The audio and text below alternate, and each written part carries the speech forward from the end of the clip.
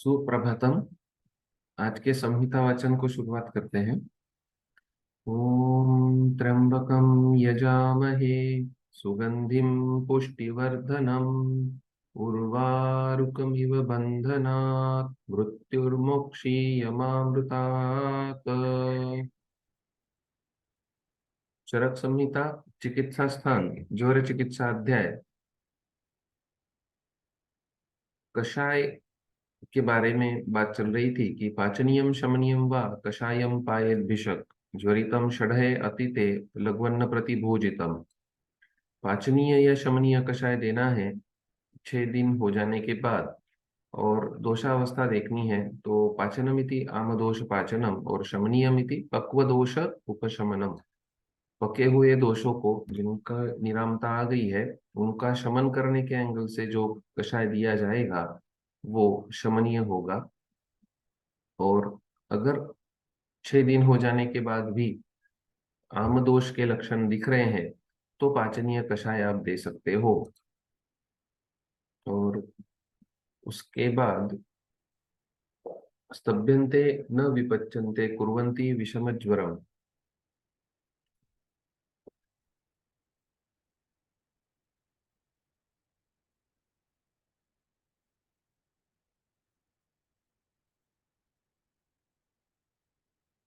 स्तभ्यन्ते न विपच्यन्ते कुर्वन्ति विषम ज्वरम दोषाबद्धा कषायेन स्तंभित्वात् तरुणे ज्वरे न तु कल्पनमुद्दिश्य कषायः प्रतिषिध्यते यह कषाय कषाय स्यात् स वर्जः तरुणे ज्वरे। तो अगर 6 दिन के पहले आप तरुण ज्वर में दे दोगे कषाय तो क्या होगा, स्तंभन हो जाएगा और पचन नहीं होगा। अपेक्षा है दोषों के पचन होने की। पाचन अगर हो जाएगा तो तरुण ज्वर मिट जाएगा, लेकिन आप कषाय दे दोगे 6 दिन के पहले तो उनका स्तंभन हो जाएगा। स्तभ्यन्ते न विपच्यन्ते, उनका पाचन ना होते हुए वो आगे चलकर विषम ज्वर उत्पन्न करेंगे। कुर्वन्ति विषम ज्वरम दोषा बद्धा कषाय न, तो कषाय से जो दोष फिर से बद्ध हो जाएंगे, वो स्तंभित हो जाएंगे, उनका पचन नहीं होगा, वो विषम ज्वर पैदा करेंगे। क्यों स्तंभित तरुणे ज्वरे, वो तरुण ज्वर में स्तंभित होते हैं। तो यहाँ पर न तो कल्पना उद्देश्य कषाया प्रतिषिध्यते, तो फिर कल्पना के एंगल से, मतलब जो कषाय कल्पना है उस एंगल से कषाय का प्रतिषेध नहीं है, जो क्वाथ हम लोग कहेंगे। यह कषाय कषाय, जो कषाय रसों का कषाय है, सवर्जस तरुणे ज्वरे, मतलब कषाय रसात्मक कोई कल्पना हमें करनी ही नहीं है। कषाय रसात्मक द्रव्य की कोई भी कषाय कल्पना हमें वहां पर यूज नहीं करनी है, या कषाय रसात्मक द्रव्य का क्वाथ वहां पर यूज नहीं करना है। संप्रति कषाय शब्द सामान्य न ज्वर निषिद्ध कषायस्य महात्यय कारकस्य नवज्वरे प्रयोगे दोषमाह स्तभ्यंत इत्यादि। तो नवज्वर में महात्यय कारक हो जाएगा क्या, कषाय। तो स्तभ्यंत इति अविचल धर्मानो, कि चलने फिरने या गतिशीलता उनमें नहीं होगी, ये एंगल से बताते हैं कि उनका स्तंभन हो जाएगा। स्तभ्यंत अविचल धर्मानो, एक जगह से आगे नहीं जा पाएंगे। न विपच्यन्ते इति चिरेणापि न सुखम पच्यन्ते, बहुत दिन हो जाने के बाद भी उनका पचन नहीं होता है, शेष दोष रह जाते बॉडी में। संधि में ग्रह, वही एक जगह पर शूल, ये तरीके की या जड़ता, ऐसे लक्षण वहां पर रह जाते हैं। स्तंभित्वात् इति स्तंभन स्वभावत्वात्। ओके, उत्तम ही कषाय स्तंभनाशीता। सूत्रस्थान 26वें अध्याय में हमने कहा कि कषाय रस खुद स्तंभनीय है और शीत है। अयम अर्थो हरित्यपि उक्तः, हमारे ही एंगल से हरित ने भी कहा, न कषायम प्रशंसन्ति नराणाम तरुणे ज्वरे, कषाय की प्रशंसा नहीं हो सकती तरुण ज्वर में। कषायेन आकुलीभूता दोषा जेतुम सुदुस्तराः, क्योंकि कषाय से आकुलीभूता, जो दोष आकुल हो जाएंगे, जेतुम सुदुस्तराः, उनको उन पे विजय पाना कठिन हो जाएगा। पूर्वम षड्विवेचन शताश्रितीये पंचरस कृतेषु अपि स्वरसादिषु कषाय शब्द उक्तः। हमने षड्विरेचन शताश्रितीय में 5 रसों को स्वरसादिषु कषाय शब्द उक्ता, स्वरसादि जो पंचविध कषाय कल्पना है उनको, और लवण रस छोड़ के पांचों रसों की पांचों कषाय कल्पना हो सकती है, ये हमने षड विरेचन शताशीति में बताया। तदीय यदि कषाय शब्देन सामान्येन मधुरादिकृतानां स्वरसादीनां प्रतिषेधः स्यात्, तदा षडङ्गपानीयस्य पंचविधकल्पनाया कल्पनायानाम् अव अवश्यनिवेशनीयस्य तथा यवागुसाधनार्थस्य च पाठेन तत्तद्द्रवस्य निषेधः।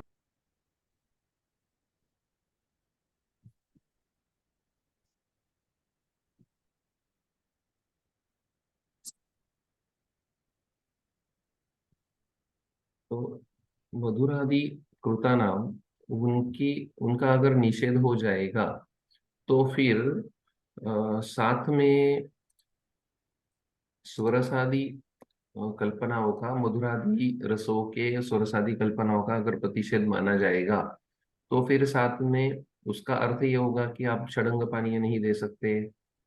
यवागु साधनार्थ वो द्रव्य जो दोष, तत्त द्रव्य जो बोले गए हैं दोष की अपेक्षा से यवागु में डालने के लिए, वो द्रव्यों का भी निषेध हो जाएगा। ये न षडंगस्य तथा यवागु साधन द्रव्यस्य च प्रयोगे पंचविध विध कल्पनायाम अंतर्भावनीय, क्योंकि ये सभी पंचविध कषाय कल्पना के अंतर्गत ही आते हैं।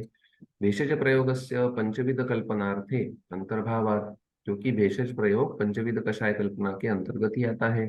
अतः सर्वकल्पना कषाय प्रतिषेधो मा स्यात् इति आह न तु इत्यादि। इसीलिए सभी कषाय कल्पनों का प्रतिषेध हम नहीं कर रहे हैं, और इसीलिए न तो कल्पम उद्देश्य इति स्वरस कल्प श्रुत शीत फांट रूप कल्पनम लक्षीकृत्य यह कषाय कषायाः इति यह कषायैः आमलकादिभिः कृताः स्वरसादिरूपाः कषायाः स निषिध्यत इति अर्थः। तो जो कषाय रसात्मक द्रव्यों का कषाय या स्वरसादि पंचविध कषाय कल्पनाएं होगी, जिनका ओरिजिन कषाय द्रव्य होगा, उनका ही यहाँ पर विरोध किया गया है। न च अनेन कषाय रसकृत स्वरसादि निषेधेन मधुरादिकृत स्वरसादीनां तरुण ज्वरे प्रयोगो भवति। इसका अर्थ कि कषाय का जब निषेध कर रहे हैं तो मधुराधिकृत स्वरसादीनाम तरुण ज्वरे प्रयोगो भवति, तो मधुराधिकृतों का तरुण ज्वर में प्रयोग कर दो, ऐसा उसका मीनिंग मत लीजिए। स्वरसादि भेषजस्य अति गुरो हो तरुण ज्वरे अविधाना, क्योंकि स्वरसादि भेषज जो है वो अति गुरु होने के कारण तरुण ज्वर में नहीं दिए जाते। तेन कषाय कक्षाय प्रतिषेधेन तिक्तद्रव्यकृत षडंगादि कल्पना कषायस्य विहितस्य अविरोधा साध्यते। तो जो तिक्त द्रव्य षडंगादि पानीय में आए हैं, उनकी जो कषाय कल्पना, उतना ही आप एक्सेप्ट करो, उसका ही अविरोध है, ऐसा आप समझो, ये बात बताई गई है। नहीं तो आप सीधा जाओगे मधुरादिकृत स्वरसादि वहां पर यूज करोगे, जो अविधानीय है वहां पर नहीं देने हैं। न तो अविहित स्वरसादि विधानम क्रियते, जो नहीं बताया वो आपने करना ही नहीं है। स्वरसादि गुरु भेषजस्य तरुण ज्वरे निषेध वचनम, भेषजम ही आमदोषस्य भूयो ज्वलयति ज्वरम सुश्रुत उत्तर स्थान उत्तर तंत्र अध्याय 39। भेषज ही आमदोषस्य भूयो ज्वलयति ज्वरम, आमदोष का अगर भेषज है तो भूयो ज्वलयति ज्वरम, तो ज्वर को वो जलाता है, मतलब पचन कराता है। अन्य तो ब्रुवते यत् षड्रात्रात् परतः सप्तमे दिवसे कषायपानं विहितं पाचनं शमनीयं च इत्यादीनां स्वतन्त्रेण, तत्र सप्तमे दिवसे तरुण एव ज्वरो भवति, तरुणे च ज्वरे कषायपानं निषिद्धम् इति विरोधं पश्यन् मधुरादिद्रव्यकृतकषायस्य सप्तमे अहनि अप्रतिषेधः, कषायस्य तु सप्तमे अन्नि प्रतिषेध इति उपदर्शनार्थं न तु कल्पनमुद्दिश्य इत्यादि कृतं। ततश्च जुरादिषडहे सर्वकषाय प्रतिषेध एव सप्तमदिवसे प्राप्ते तु तरुणे कषाय द्रव्यकृत कषाय मात्र प्रतिषेध इति वाक्यार्थो भवति। तो एक ओपिनियन ये लोग देते हैं कि बाकी लोग ऐसा कहेंगे आपको कि 6 दिन तक तो कोई कषाय देने को बोला नहीं था, तो 6 दिन से आगे 7वें दिन जो कषाय देना है उसमें आप कषाय द्रव्यकृत कषाय का प्रतिषेध रखिए, बाकी के आप वहां से दे सकते हो। लेकिन ऐसा नहीं है, ये अन्य एक तंत्र मत है। हम लोगों ने पहले भी जो क्लैरिफिकेशन दिया कि तिक्तादि द्रव्य जो आए हैं षडंगादि पानीय में, या यवागु साधना में जो द्रव्य आए हैं उनका एक्सेप्टेंस करा के आप यहाँ पर कषाय कषाय रसात्मक कषाय कल्पना का प्रतिषेध मानिए, और बाकी जो तिक्तादि द्रव्य हमने बताए हैं उनको ही एक्सेप्ट मानिए। बाकी मधुरादि का कषाय कल्पना आप योजना मत कीजिए, क्योंकि वो ज्वरे अविधानात, ज्वर में उनका विधान नहीं किया गया है, ये बताते हैं। तो इतना ही मीनिंग समझना होगा, क्योंकि कषाय कषाय अगर आप दे दोगे, कषाय रसात्मक वनस्पति की कोई भी कषाय कल्पना का यूज आप पहले कर लोगे तो दोषों का पचन नहीं होगा, अपितु विषम ज्वर की उत्पत्ति कराएंगे ये दोष, संधि तत्व होने के कारण तरुण ज्वर में। इसीलिए तरुण ज्वर में यह कषाय कषाया से वर्जः स वर्जः तरुणे ज्वरे, वो वहां पर वर्ज रहेगा।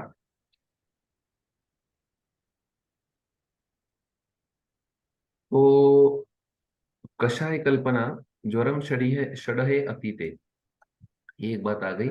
या निराम ज्वर के लक्षण में हमने देखा दोष प्रवृत्ति अष्टाहो, और यहाँ पे हमने देखा षडहे अतीते शमनियम पाचनियम व कषाय, है ना। और फिर अभी कषाय का निषेध बताने के बाद आगे हम लोग देखते हैं आगे यूषैः अम्लैः अनम्लैः वा जाङ्गलैः वा रसैर्हि ते दशाहं यावद् अश्नीयात् लघ्वन्नं ज्वरशान्तये। तो यूष अम्ल या अनम्ल जांगल रसों के साथ दशाहम यावद अश्नीयात 10 दिनों तक खा सकते हैं। यावद अश्नीयात लघ्वन्नम ज्वर शांतये, कि 10 दिन तक आप ये आहार ले सकते हो या पेशेंट को दे सकते हो। यूष यवागु उत्तर कालम, यवागु जो हमने दी थी 6 दिनों तक, भोजन साधनमाह यूष इत्यादि, तो 6 से 10 दिनों के बीच में या यवागु के बाद में, ऐसा भी समझ सकते हैं। भोजन साधनमाह यूष इत्यादि, यदि कफ प्रबलता बलवत अग्निश्च तदा यूषै ही, अगर कफ प्रबलता है अग्नि बलवान है तदा यूषै ही, यूष दीजिए। वात प्राबल्य तो दुर्बलत्वे च रसई इति व्यवस्था, और अगर वात प्राबल्य है और दुर्बलत्व है तो रसादि दीजिए, ये भी हो सकता है। अम्ल विकल्पोपि साथ में अपेक्षया अग्नि अपेक्षया च ज्ञेयः, क्योंकि तीक्ष्णता होगी तो अम्ल रस वर्ज करना चाहिए, इसलिए अम्ल विकल्प भी दे के रखा है। अम्ल अनम्ल, यूष जो देना है वो अम्ल या अनम्ल के से दो भेद कीजिए, अम्ल रसों के से संयोग उनके साथ करना है या नहीं करना है, तो यूष और जांगल रस ये दो ऑप्शंस है। वक्षति ही मंदाग्नये अम्ल सात्म्याय तत् साम्लमपि कल्पयेत्, मंदाग्नि होगा वो अम्ल सात्म्य उसको होगा। इति अम्लम चात्र ज्वरग्नम दाढ़ीमाद्येव कार्यम, तो अम्ल कौन सा लाओगे आप, जो ज्वरग्न होगा दाढ़ीमादी उनको लाओगे। और लघु इति मात्रा लघु प्रकृति लघु च रक्तशाल्यादिकम, यावद अक्षणीयात लघुन्नम, तो ये लघु कौन सा है, मात्रा में भी लघु होगा और प्रकृतिता लघु भी होगा। तो प्राकृतिक लघु जो द्रव्य है उनका लघु मात्रा में प्रयोग, ये तरीके से दो। क्योंकि लघुन्नम का मीनिंग आज जो किया जा रहा है कि हल्का डाइजेशन में, और पोहा खाते हैं तो पोहा तो स्वभाव से भी लघु नहीं है, और उसकी लघु मात्रा भी गुरु इफेक्ट देती है। इस तरीके से लघु के आयाम हमें समझने होंगे कि लघु मात्रावत और गुणवत, प्रकृत तथा गुण उनके कौन से हैं, ये तरीके से। तो लघु इति मात्रा लघु प्रकृति लघु च रक्तशाल्यानिकम, यूष और जांगल रस ये दो ऑप्शन है हमें 10 दिनों तक। वैसे तो यूष यवागु बोला था, यवागु के बाद अभी यहाँ पर यूष आया है। ओके, अतः ऊर्ध्वम, और उसके बाद अतः ऊर्ध्वम लगेगा दशाह के बाद, 10 दिनों के बाद आप क्या करोगे। अतः ऊर्ध्वम कफे मंदे वात पित्तोत्तरे ज्वरे परिपक्वेषु दोषेषु सर्पिष्पानम यथामृतम, और 10 दिनों के बाद कफ अगर मंद है और वात और पित्त का प्राबल्य वाला ज्वर है और दोष परिपक्व हो गए हैं, तो फिर वहां पे सर्पिष्पान अमृत के जैसा हो जाएगा। ये अवस्था, अवस्थिक चिकित्सा हमें बहुत जगह पर इस्तेमाल करने को मिलती है कि कोई भी व्याधि में जब कफ मंद होगा और वात पित्तोत्तर अवस्था होगी और दोष अगर परिपक्व है, मतलब निराम है, तो वहां पर आप सर्पीपानम करा दीजिए, अमृतवत रिजल्ट्स मिलेंगे। दशाहात परतः प्रायः कर्तव्यमाह अत इत्यादि। कफे मंदे इति मंदे अपि कफे, यदि कफो नास्ति एव दोषरूपः तदा सर्पिः वातपित्तोत्तरे जरे देयम् इति अर्थः। तो अगर कफ दोष स्वरूप में है ही नहीं, कफे मंदे मतलब मंद कफ होना चाहिए, और अगर कफ नहीं है दोष रूप, तो तब तो सर्पी वात पित्तोत्तरे ज्वरे देयम, वो तो दे ही सकते हैं। अदरवाइज आप मंद तक भी दे सकते हो। परिपक्वेशु इति सर्वथा पक्वेशु, परिपक्वेशु मतलब सर्वथा, पूरे एंगल से, कोई थोड़ा रह गया है ऐसा नहीं। सर्पीति वक्तव्ये अधिक पान ग्रहणेन अनुवासन अभ्यंगादीना सर्पिषा उपयोगम अस्मिन् काले निषेधयति। तो सर्पी ही इति वक्तव्ये, सर्पिश पानम, ओके, पानम स्पेशली बता दिया, क्योंकि फिर आप क्या करोगे, सिर्फ सर्पी बताते तो शायद उसका अनुवासन अभ्यंग इस तौर से भी उपयोग हो सकता था, लेकिन वो अभी निषेध है यहाँ पर ज्वर में। अनुवासन अभ्यंगो ही पश्चात काल वक्तव्यो, ये बाद में बताने वाले हैं हम लोग, अभी 10 दिन ही हुए हैं और ज्वर मुक्ति अभी अभी हुई है, तब हम तुरंत अनुवासन अभ्यंग आपको वर्ज रख रहे हैं। इयं च मंद कफो वातपित्तोत्तर स्वरूपा अवस्था प्रायेण दशाहात ऊर्ध्वं कालमहिम्नेव सर्वज्वरे व्यक्ता भवति। सभी ज्वरों में आपको यह अवस्था मिलेगी। कब मिलेगी? लगभग 10 दिन के आगे काल महिमना से मिलती है कि कफ मंद कफ हो जाता है और वात पित्तोत्तर स्वरूप हो जाती है। तो यथा वृद्धे पुरुषे प्रबलवातत्वं तरुण ज्वरे सामदोषता, तथा आमाशय समुत्थया कफ प्रबलत्वं भवति। दशाहादुत्तरं तु लङ्घनादीनां कफः क्षीणो भवति, ज्वरसन्तापेन च रुक्षेण धातुशोषणाच्च वातपित्ते वर्धते। तो जैसे वृद्ध पुरुष में प्रबल वातत्व होगा, तरुण ज्वर में सामदोषता होगी, वैसे ही आमाशय समुत्थान होने के कारण कफ का प्राबल्य होता है। और 10 दिन के बाद लंघनादीन से, लंघनादि जो उपक्रम 10 दिनों तक चल रहे हैं उनसे कफ क्षीण होने ही वाला है, और ज्वर के संताप से और रुक्षता के कारण और धातु शोष होने के कारण वात और पित्त बढ़ जाएंगे। तो ये अवस्था आपको वहां मिलेगी इस एंगल से। मतलब एक वात पित्तोत्तर ज्वर में जब कफ कम होगा तब भी आप सर्पिष्पानम करा सकते हो, या जब ये कॉमन चैनल में ये बात कही जा रही है तब हर एक ज्वर में दशहात ऊर्ध्वम कालमयीम्ने व सर्वज्वरे व्यक्ता भवति, मतलब हर एक ज्वर में आपको घृतपान कराना है। यत्तु पेया कषाय सर्पी क्षीर विरेचनानाम षडहे षडहे देयत्वम तत्प्रायिकम। तो जो पेया कषाय सर्पी और क्षीर विरेचन ये 6 6 दिनों तक देना है, वो भी एक तरीके से क्रम सिद्ध हो रहा है। तेन दशाह ऊर्ध्वम द्वितीय षडहम एवं अवस्था विशेष प्राप्तो सर्पिर्दानम न विरोधी। तो सर्पिष्पानम को हम लोग सोचते ही नहीं है। ज्वर मुक्ति होने के बाद जब कफ क्षीणता आ रही है तो रुक्षता मिटाने के लिए वहां पर सर्पिष्पानम कराया जाए, तो सच में एक तरीके से रुग्ण में जो व्याधि के कारण वात पित्त बढ़ गए हैं, जैसे यहाँ बताया गया कि दशादुत्तम लंघनादीनां कफ क्षीणो भवति, ज्वर संतापेन च रुक्षेण धातु शोषणाच्च वात पित्ते वर्धते। तो ये जो धातु शोषण हुआ है, ज्वर का संताप हुआ है और रुक्षता हुई है, इनके कारण जो शारीर धातुओं में दुर्बलत्व है वो हरण करने में काम आएगा। और उपमा एक ही वर्ड में, अमृतम, तो ये अमृत होगा वहां पर। तो ये योजना अवश्यंभावी होनी चाहिए, ये बात जरूर है। लेकिन मॉडर्न ट्रीटमेंट जो चल रही है उसमें यह अवस्था आपको देखने को मिलती ही नहीं है। तो कफ मंद होता ही नहीं इनका। जो ब्लॉकर्स लिए जाते हैं एक तरीके से, उसमें वात पित्तोत्तर होना होता है, लेकिन कफ कभी मंद नहीं हो पाता, क्योंकि आप पाचन ही रोक देते हो।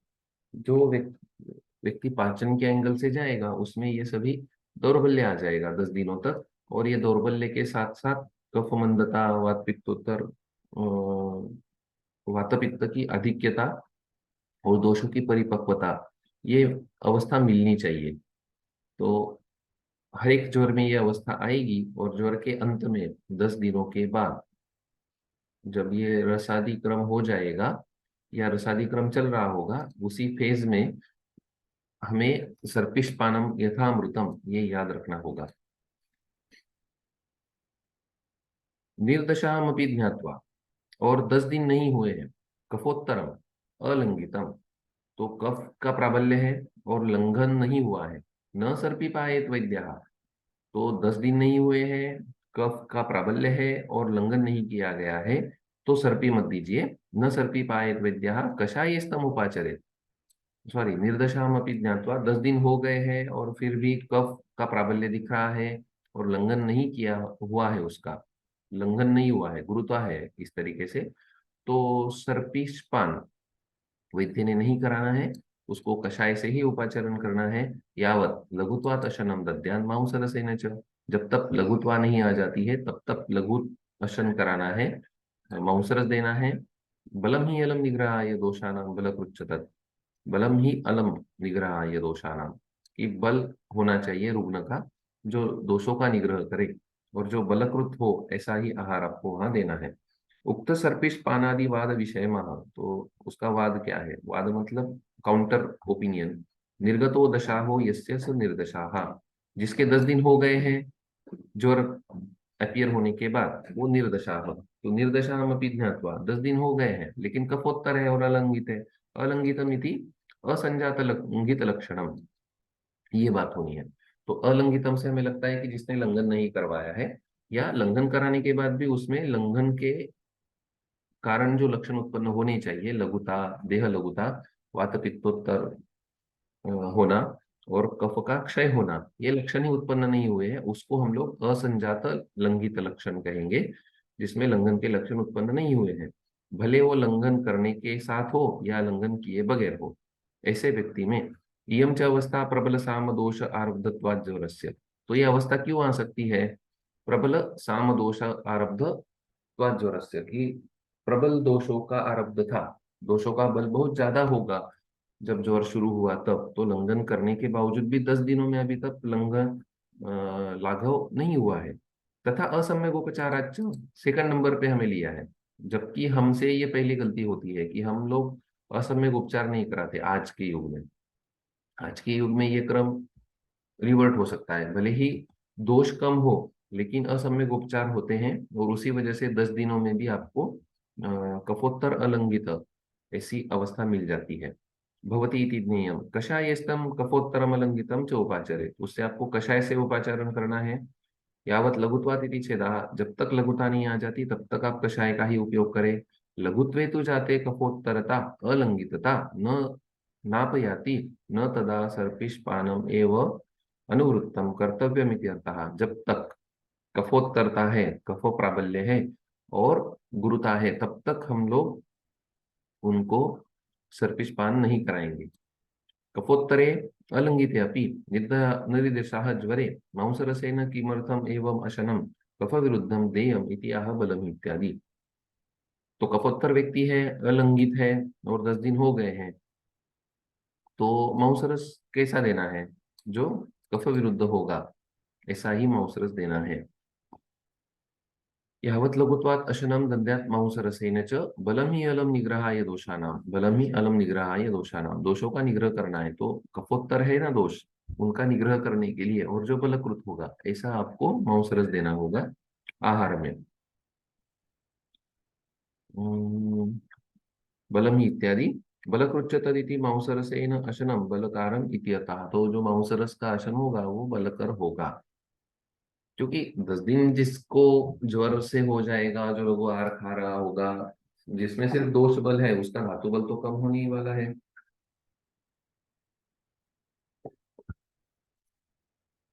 इसलिए वहां पर माउसरस की योजना आती है कि जो तुरंत बल प्रदान कर सके रुग्ण में, इसलिए यहाँ पे माउसरस की ही बात सीधी की गई है। तो शमनस्तम उपाचरित इति पाठ वेदा, कषायस्तम उपाचरित की जगह शमनस्तम उपाचरित, ओके। पाचनम शमनीयम व कषायम पायेतु तम, ये जो हमने पहले देखा था, वहां पर भी कहा गया था कि सामदोषावस्था अगर होगी तो हम लोग पाचनीय कषाय देंगे। लेकिन शमन की बात कब आएगी? अब यहाँ जब कफोत्तर और अलंघित बोला जा रहा है तो ऑब्वियसली यहाँ पर शमन कषाय का कोई रोल नहीं होगा, यहाँ पर पाचन कषाय ही लगेगा। बलम येलम दोषहरम परम तच्च बलप्रदम और प्रबल सामावस्था ज्वरस्य इति पाठः। ओके, तो घृत के बारे में ये बात हो गई। और फिर अगेन घृत के जैसा ही दूसरी बात बताते हैं कि दाह तृष्णा परित कोई होगा, वात पित्तोत्तर ज्वर, कफ क्षीण है और वात पित्तोत्तर ज्वर है, तो आप घृतपान करा रहे थे।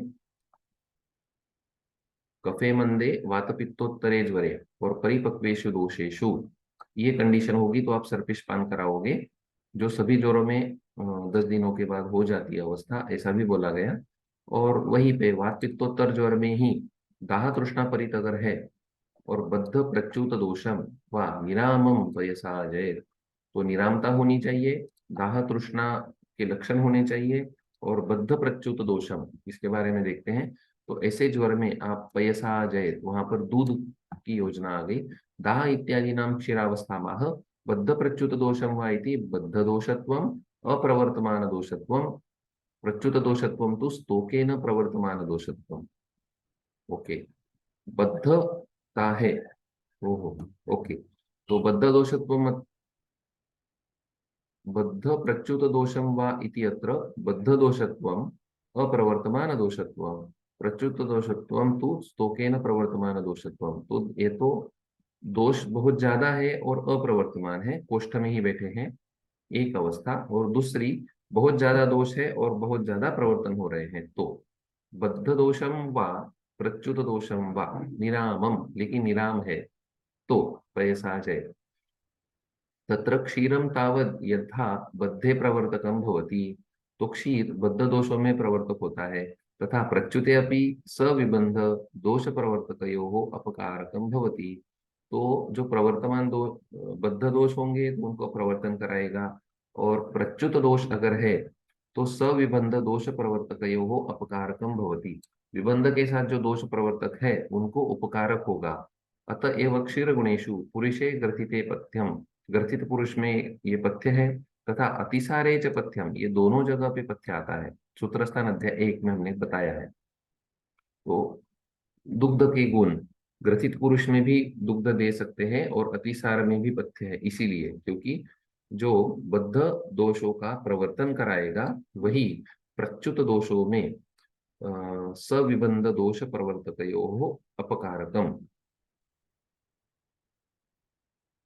उपकारकम सॉरी उपकारकम भवति, विबंध के साथ जो दोष प्रवर्तक हो रहे हैं उनका उपकार करेगा, उनको मतलब उन दोषों को पूरा निकाल देगा।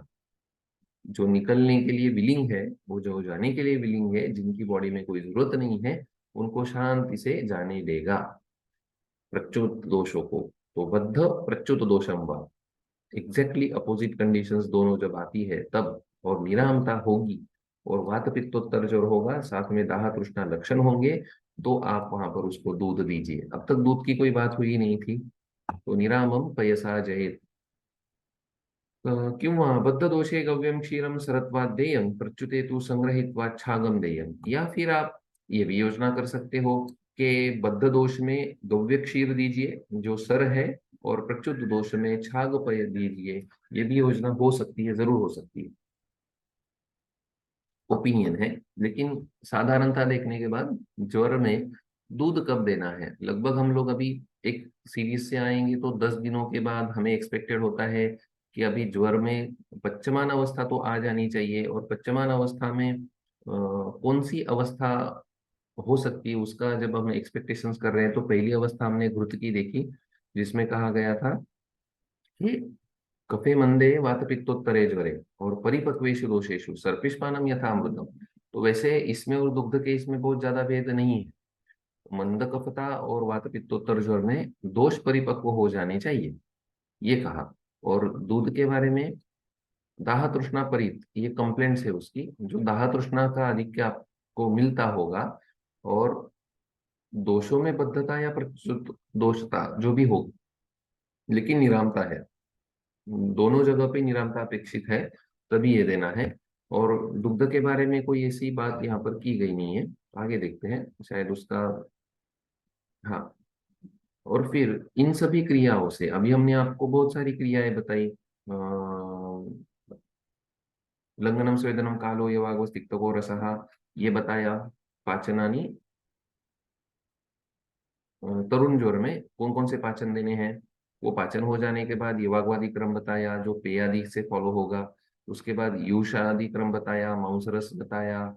उसके बाद षडंग पानीय बताया। षडंग पानीय के बाद हमने बताया वमन कब कराना है। सॉरी, तरुण जोर में पाचन के बाद वमन बताया था, षडंग पानीय के बाद वमन बताया। वमन के बाद यवागु प्रयोग आया, यवागु का निषेध बताया। फिर दंत धावन कब देना है वो बताया, कषाय पान बताया। और कषाय पान के बाद भोजन व्यवस्था बता दी गई। और फिर घृतपान बताया, घृतपान के बाद दुग्धपान बताया। और इन सभी से भी क्रिया भी आभि प्रशमम न प्रयाति यदा ज्वरः, अगर ज्वर में प्रशम नहीं हो रहा है इन सभी क्रियाओं से, अक्षीण बल मांसाग्नि है, अक्षीण बल, अक्षीण मांस, अक्षीण अग्नि है, शमयत्तम विरेचन है, तब आप विरेचन की योजना वहां पर कीजिए। तो इन सभी क्रियाओं से आभि क्रिया भी यदा न प्रशमं याति ज्वरः तदा विरेचनैः शमयेत् इति भाषया विरेचनस्य बहुव्यापकता इतर कर्मा सिद्धाव एव कर्तव्यतां दर्शयति। तो इन सभी क्रियाओं से आपको कोई लाभ नहीं मिल रहा है इति भाषया, तो फिर विरेचन की बहुव्यापकता है। और इतर कर्मा सिद्धो, तो बाकी कर्मों से जो सिद्धि नहीं मिल रही है वहां पर भी आपको विरेचन से सिद्धि मिल जाएगी। विरेचने इति बहुवचनेन वमन विरेचने अपि गृह्यते। तो विरेचन ही ये बहुवचन है, तो बहुविध विरेचन ये एक मीनिंग हो सकता है जो हमें लगता है। लेकिन टीकाकार कहते हैं कि विरेचने इति बहुवचनेन वमन विरेचने अपि गृह्यते, तो वमन और विरेचन दोनों का ग्रहण आप कीजिए, क्योंकि उभयम तु शरीरमल विरेचनात् विरेचन संज्ञा लभते, कल्पस्थान में ये बताया है कि दोनों को विरेचन संज्ञा दी गई है। अपि गृह्यते यदुक्तम उभयमपि दोषमल विरेचनात् विरेचन शब्दम लभते, कल्पस्थान अध्याय 1 इति। तथा विरेचन योग विवरणे वमन विरेचन योग योगान एव अभिधास्यति। तो विरेचन योग का जब विवरण है तब वमन और विरेचन दोनों के योग हमने वहां बताए हैं। इसलिए विरेचन ही, ये जब अनेक वचन आएगा तो वमन और विरेचन दोनों को हमें समझना होगा। तो वमन या विरेचन आप करा दीजिए वहां पर, और फिर देखिए कि आप वहां पर जीत जाएंगे। वैसे भी वमन की अवस्था पहले बताई थी उन्होंने कि कफ प्रधान अनुत्क्लिष्टान दोषान अमाशय स्थितान बुद्ध्वा ज्वरकरान काले वम्यानाम वमनैर हरेत्। लेकिन अनुपस्थित दोष होने पर अगर वमन किया जाएगा तो रुद्रोगम श्वासम अनाहम, 148 वाले श्लोक में बताया उन्होंने पीछे, रुद्रोगम श्वासम अनाहम मोहम च जनेदुषम, और सर्वदेहानुगासामा धातुस्था असुनिरहरा दोषा फलानाम आमानाम स्वरसा इव सात्याः। और यहाँ पर फिर से वमन विरेचन की बात की है। तो अगर यहाँ तक भी रिजल्ट आपको नहीं मिलता है तो फिर आप उसमें वमन और विरेचन दे सकते हो। और उसका निषेध भी बताते हैं आगे कि ज्वर क्षीणस्य, जो ज्वर क्षीण हो गया है उसके लिए न हितम वमनम न विरेचनम, उसके लिए वमन और विरेचन दोनों ही हितकर नहीं है। और इसीलिए कामम तो पयसा तस्य निरुहैर्वा हरेन्मला। और फिर अगर फिर भी आपको दोष निर्हरण अपेक्षित है तो फिर पयसा के साथ, दूध के साथ निरुह देकर उसके मल को हरण कीजिए। निरुहो बलमग्निम च विज्वरत्व मृदुम रुचिम परिपक्वेषु दोषेषु प्रयुक्ता शीघ्रमावहेत्। तो निरुह जो वहाँ यहाँ पर काम करेगा पयसा के साथ, दूध के साथ, वो मलों का निर्हरण कर देगा। और परिपक्व दोषों में अगर आप उसकी योजना करते हो तो बीजवरत्व, मृदुता, रुचि, ये सभी आपको जल्दी प्रदान कर देगा। जो व्यक्ति ज्वर होने के कारण क्षीण शरीर हो उसके लिए वमन विरेचन हितकर नहीं होते हैं, अतः उसे दूध पिलाकर अथवा निर्वस्ती देकर, ऐसा मीनिंग किया है। कामम तु पयसा, ओके, कामम तु पैसा, यथा इच्छा जैसी हो रही है यह जैसा अलाउड है वहां पर। कामम तु पयसा तस्य निरुहैर्वा, वा है इसलिए ऑप्शन है, निरुह या पयसा से उसके मलों का हरण कीजिए। और निरूह अगर आप वहां देते हो तो ये थर्ड पंचकर्म भी आया, वमन विरेचन, और थर्ड निरूह आया है यहाँ पर। तो ज्वरेन क्षीणस्य शोधन मुक्त्वा, ओके, ज्वरेन अक्षीणस्य, ज्वर से जो क्षीण नहीं हुआ है 10 दिन तक भी, उसको शोधन बता दिया, वमन विरेचन। फिर ज्वर क्षीण से शोधनमाह पयसा इति पयपानेन, दूध पीने से। दूध का हमने पहले ही देखा कि बद्ध प्रच्युत दोषम वा, दोनों दोषों में वह चलता है। तो पयास्तु अनुलोमकतया दोषहरम भवति, पय ये अनुलोमक है इसलिए दोषहर होगा। अनुलोमकत्वं च विरेचनत्वेन व्यवह्रियम् इति विरेचनादेयत्वे क्षीरमुक्तम्। तो अनुलोमन ये भी एक विरेचन का टाइप होता है। अनुलोमन, स्रंसन, भेदन और एक रहा विरेचन, ये चार विरेचन के भेद है। तो विरेचन में भी क्षीर आता है, इसलिए जहाँ विरेचन आप नहीं करा सकते वहां पय आ गया, दूध आ गया। अत्र क्षीरस्य पूर्वोक्त विषयेण एव गुणानां लब्धत्वात् अवशिष्ट निरूह गुणमाह निरो इत्यादि। तो क्षीर के पहले भी गुण हमने बताए हैं और निरूह गुणों को यहाँ पर बताते हैं। तो क्षीर के पहले गुण बता दिए थे, इसलिए पेय के या दुग्ध के गुण यहाँ फिर से नहीं बताते हैं, निरूह के बताते हैं। निरूह बलम अग्निम च, बल प्रदान करेगा, अग्नि प्रदान करेगा, बीज व्रता लाएगा। मुदम, मुदम कहाँ है, मुदम, मुदम मतलब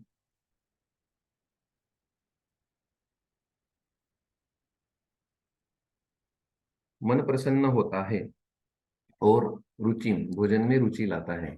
परिपक्वेशु दोषेशु प्रयुक्ता शीघ्रमावय, लेकिन परिपक्व दोष में अगर आप निरूह दे रहे हो तो ये गुण आपको मिलते हैं। ये तरीके से निरूह अभी यहाँ बताया। और इसके आगे अनुवासन भी उन्होंने बताया है।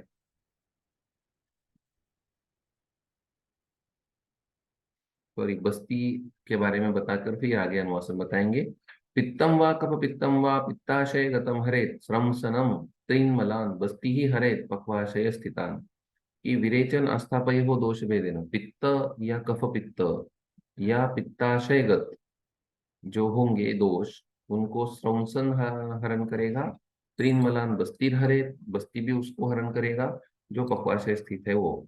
विरेचन अ, हमारा आज यहाँ रुकेंगे, कल इसको पढ़ते हैं। गुरुर्ब्रह्मा गुरुर्विष्णु गुरुर्देवो महेश्वराः, गुरुः साक्षात् परब्रह्म तस्मै श्री गुरवे नमः। श्री कृष्णार्पणमस्तु। इदं न मम